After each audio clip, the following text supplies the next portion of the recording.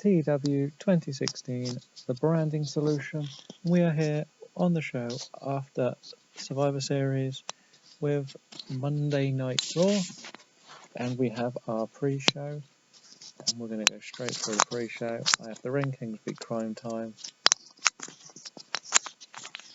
Baron Corbin defeats Biff Busick, and it's a very dominating win and very good rating with it. He's definitely... These two work well.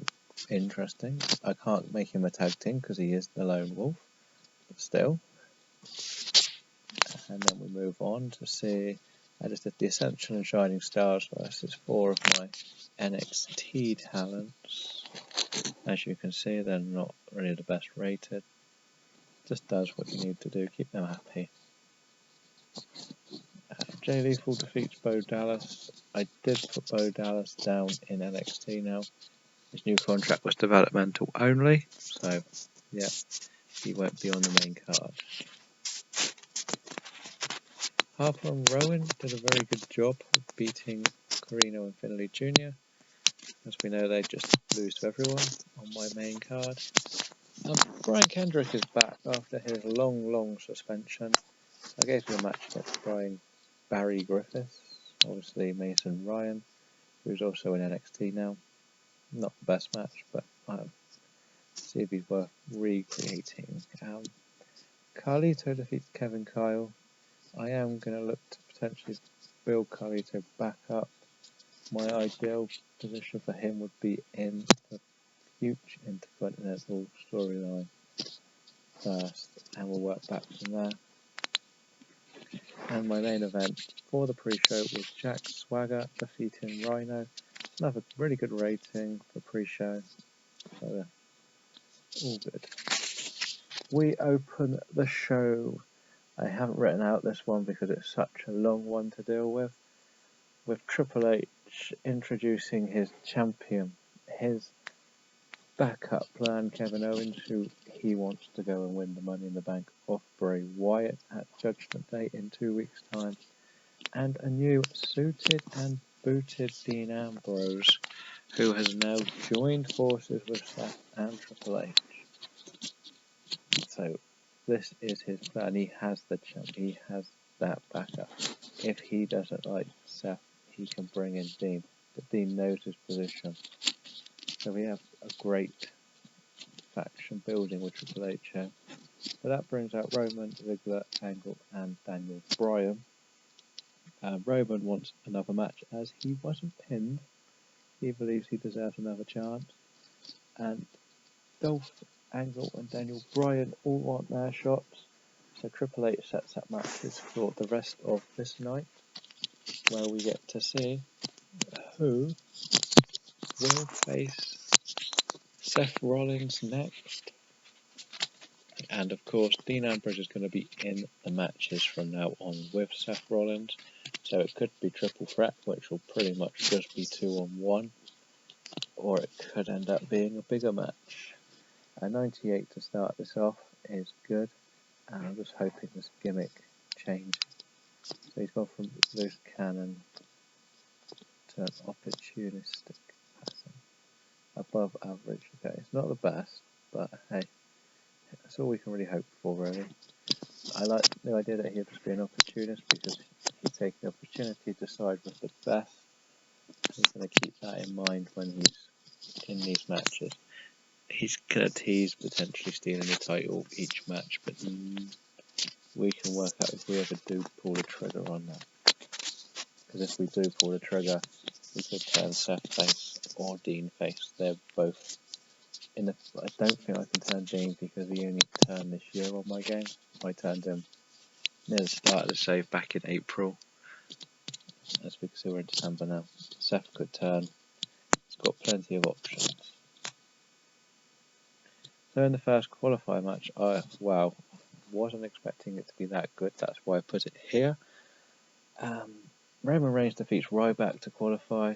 I really thought this match would suck. They have no psychology, which you can understand. But, well, Roman Reigns has qualified. We now have a promo with the Uprising, cutting a promo on the Certified Gs. This is just to move the storyline along a bit.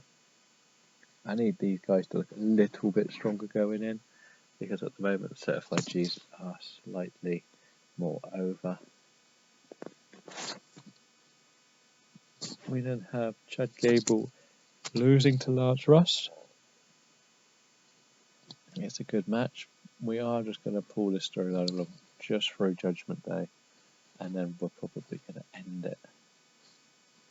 And we have the whole they come and 2-on-1 attack him, and Jason Jordan saves. Nothing fancy in that one. Another really good match, which I'm really happy with. Bad News defeats Ty Dillinger.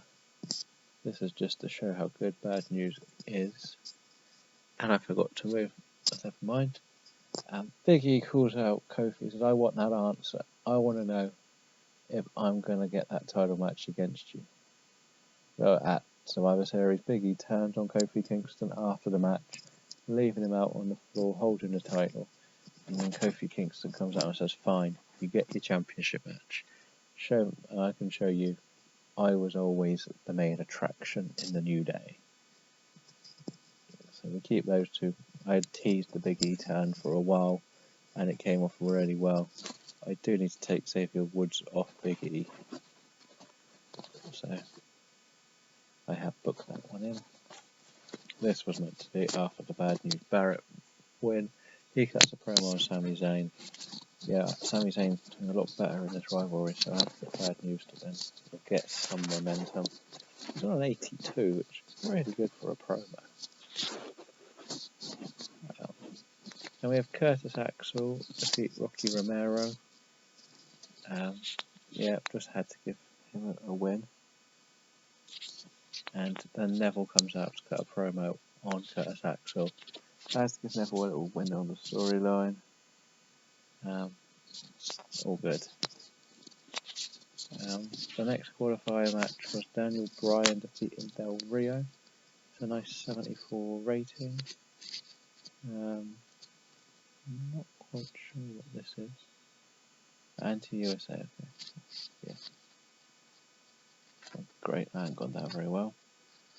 And afterwards, Del Rio has gone to the backstage and he's bumped into all these guys.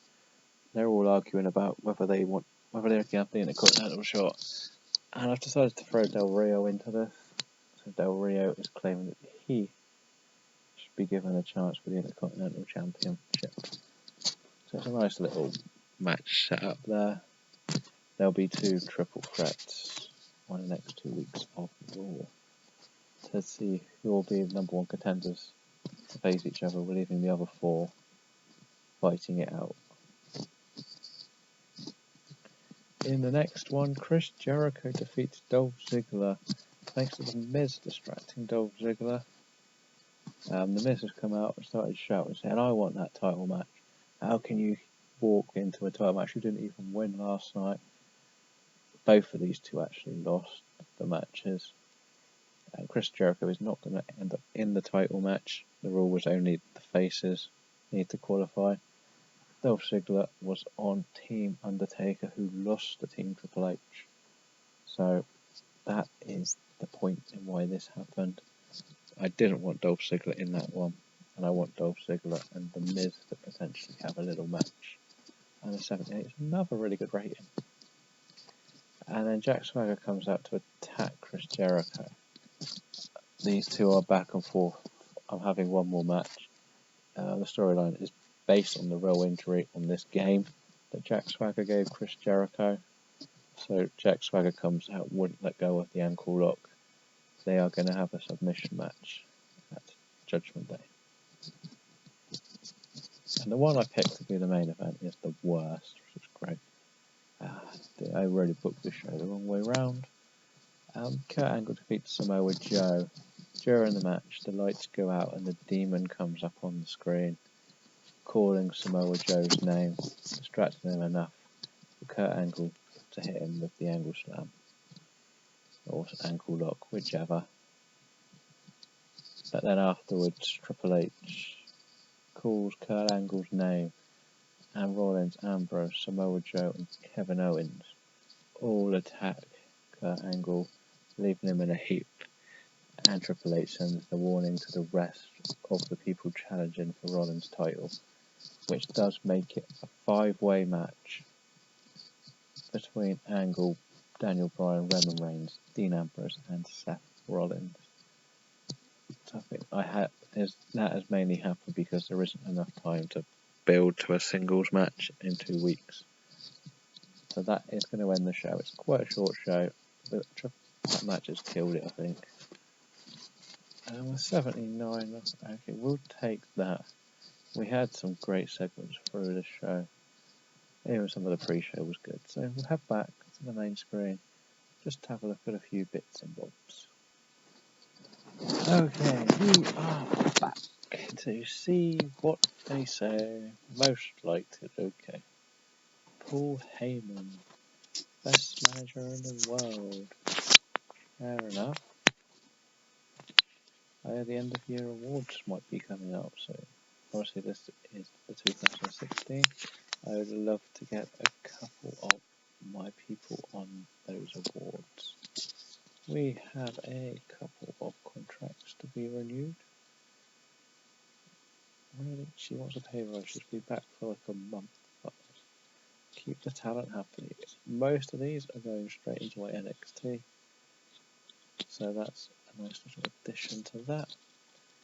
The usual, I don't want to be in NXT, but most of them are the announcers, and I would not have anywhere for them. I already have 9 announcers, and I've taken some punts on them. I have Michael Cole, Tom Phillips, and JBL. The Raw brand has Byron Saxton. The SmackDown has Mauro Ranallo and JoJo. Yeah, I would like to make that an all-female one.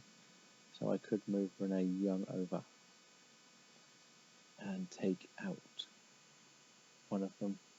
It's just a bit risky going for 3 all on one. So yeah, actually it doesn't seem right. No, it is right. It is right. The storylines, my Raw storylines. As you can see, the Legend versus Legend. I have added Samoa Joe in because I'm building up to Samoa Joe versus Finn Balor. Kevin Owens obviously is facing Bray Wyatt, who did not make an appearance on Raw. And the Wyatts will probably get taken out, and Ryback is likely to get dropped because he's very good. This says Del Rio Angle. It's actually now just Jericho and Swagger. For some reason, Heath Slater's in there. Why not take him out? This has probably gone the wrong way because I think it didn't show up on the pre-show card, which disappointed me a bit. The Intercontinental we're still going strong, as you can see. Bad News needs another good bit. This will do what it needs to do, and so will that. The TV titles, again, nothing fancy there. This one is up to 82. It's got all 5 members of the match. And this has 4 in because Dolph and The Miz are fighting. I'm going to probably lead to them to having a match to see who can be the number 1 contender. Creatively, we can see who is hot and who is not. Only Kevin Owens off Raw. Brian Kendrick got a pre-show win, so did O'Reilly, but it didn't really help them. But otherwise, that is it for the show. We'll be back next time with SmackDown. So thank you for watching, and let's see how Raw or SmackDown goes.